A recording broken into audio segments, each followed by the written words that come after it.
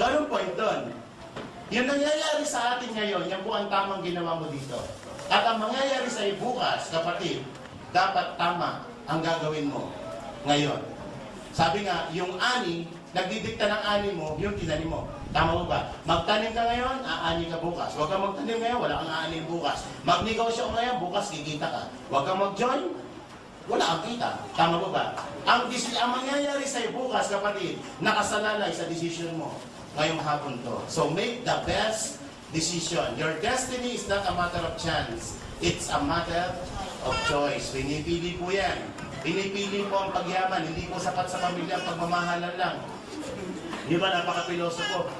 Puro kay pera. Money is not the most important things in this world. Masaya na kami sa pagmamahalan at sa kapayapaan. Pwede ba yun? Pagmamahalan at kapayapaan lang? Subukan niyo pumila sa Jollibee. Ang dala mo lang pagmamahalan at kapayapaan. Pwede ba mabayad sa kahera yun?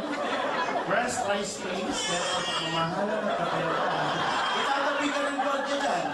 Tama po ba? Pag may mga sakit ang anak natin, pwede ba dok nagmamahalan ng kapayapaan? At meron ba po kami kapayapaan? Hindi pwede.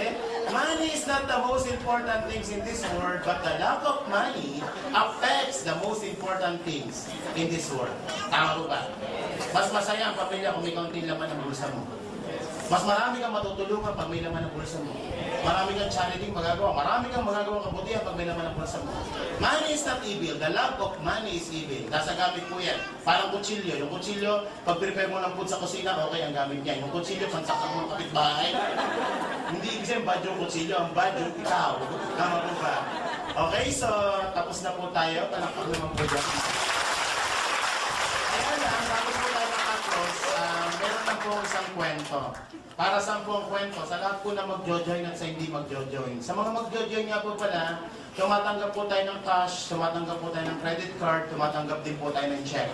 Sa lahat po na magme-member dito po ang daanan ng mga nagme-member. Room 301. May kahera pong dalawa dyan. Magpasama ka sa sponsor mo sa nag-imbita sa iyo. Sa mga hindi po magme-member muna, huwag po muna makigulo doon. Hindi po yan ang daanan ng mga hindi nagme-member. Sa bintana po kayo dadaan. Mag-join ka na. Biro po. Kaya ka naman, kahit hindi ka mag-join, may moral lesson po tayo natutunan. Tama po ba? Okay, ito po ang kwento. May isang pamilya umakyat ng Baguio. Kasama si tatay, si nanay, si ate, si kuya. Pinabukasan ng sasakyan ng pamilya, nakitang nahulog sa bagin. Grabe, patay ang buong pamilya. So sabi ng mga pulis, ano kayong dahilan? Bakit nahulog ang sasakyan sa bangin? So wala silang traceability kasi total ng sasakyan, patay lahat ng pasahero gabi nangyari, wala nang asaksi. So sabi ng mga pulis, tanggalin yung sasakyan niyan. Kaya lang nung tinatanggal, may nakita isang buhay. Ang problema, ang buhay, hindi tao. Ang buhay yung alaga ng pamilya at isang unggoy yung alaga ng pamilya. Pero matalinong unggoy. So wala nagawa ang mga polis kundi tanungin yung unggoy.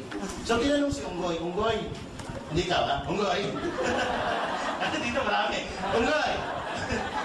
Anong ginagawa ni tatay habang umaakit ng Baguio? Aba, matalino si unggoy. Ang sabi ni unggoy, ako naglalasing. Si nanay, anong ginagawa? Nagbuno-buno na ano lasing. Si ate, si kuya, anong ginagawa? Ako nag-aaway, may lasing, may bungangera, may nag-aaway. Eh mahulog talaga sa bagay ng sasakyan niya, gabi pa nagdadrive. Ikaw, unggoy, anong ginagawa mo? Siya palang driver.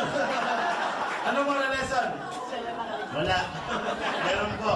Ang kwentong yun, nire-represent po ang buhay natin. Ang pasahero ay tayo. Ang bihikulong na ano sa kwentong yun, yung po yung kumpanyang nakita nyo ngayon.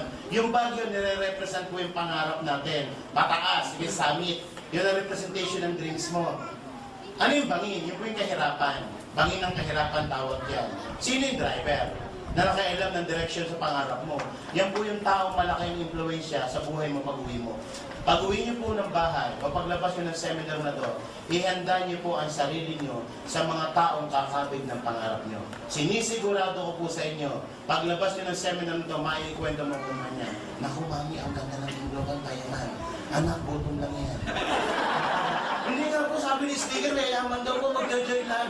Anak, papunta ka pa lang. Kapag hindi kinasa, sagutin mo na. Alam mo, mami, kaya nga ayaw kong punta ng pinuntahan niyo, walang nangyari. Tatami niyo pa dyan. Kapag ninenegate kayo na mahal niyo sa buhay, dali niyo po dito. Kaya ka ninenegate niya simply because hindi niya nakita. Kung kapitbahay mo nagne-negative sa'yo, huwag mong pakinggan. Bakit? Pag yumaman ka ba, sila ba sasakay sa kotse mo? Hindi. Tama. Di ba pag yumaman ka, ikaw mga ikinarong pamilya mo? So huwag mong pakinggan ang mga negative ng buhay mo. Tama po ba? So sana po magkasama-sama tayo sa negosyo. Dito po sa Global, may mabilis yumaman, may mabagal yumaman. Pero isa lang po ang sigurado, kapag nasa Global ka, sigurado payaman ka.